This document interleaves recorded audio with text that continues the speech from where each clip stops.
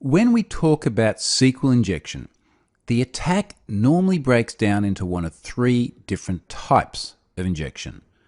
And the first type, and one of the most common and easy to exploit, is error-based injection. So this is when the application is going to return errors raised by the underlying database server that we can then use to exploit the risk of SQL injection. Now this is a very basic attack because the database is actually telling us things about what is in the database. And that could be anything from table and column structures through to what the actual data is. An error-based injection attack can be enormously simple, and that's going to be the first actual attack we see in this course. In fact, we'll see it in the next clip. The next type of SQL injection I want to talk about is union-based injection. And what we're going to do with the union-based SQL injection attack is take a result set that's returned by one query that the application's actually meant to execute, and then we're going to append our own query to that existing one. So we'll actually end up with two different result sets from two different queries. One is legitimate, one is malicious, but they're all going to be returned to the application, and then all of that data is going to be pumped back out to the website.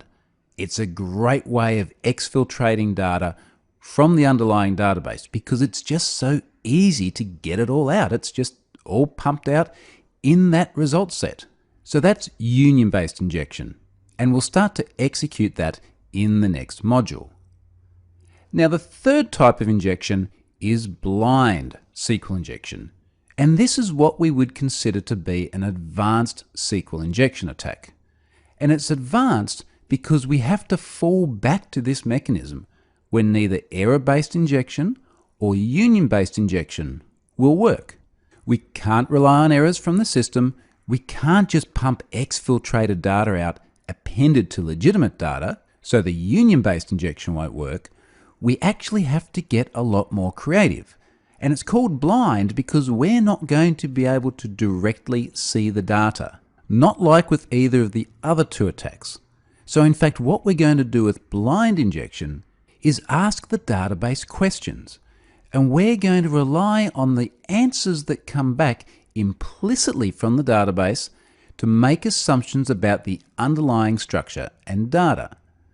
Now there are two different types of blind injection that we're going to look at. One of them is called Boolean-based blind injection. And this is going to be exploited by effectively just asking this yes or no question. So if it's yes, then do this. If it's no, then do that. And then depending on what the database does, we're going to be implicitly told about what's going on inside it. So that's Boolean-based blind injection. Now there's also time-based blind injection. And what we're going to do in this attack is we're going to ask the database to just take a little bit longer to respond if a certain condition is true. So this is a classic timing attack. And certainly in security, there are many different ways of doing timing attacks against different vulnerabilities. And it's the same with SQL injection. We're going to use this time-based blind injection to force the database to change the duration it takes to run the query. Now that might actually sound like something very minor, but it gives us answers. If we can tell it just to take an extra second based on certain conditions, and we can observe that change in timing, that is a very powerful thing. And we'll see how that works as we proceed through the course. So these are the three key types of SQL injection attack. And we're going to look at all of these throughout the remainder of the course. But where I want to start is with that error-based injection.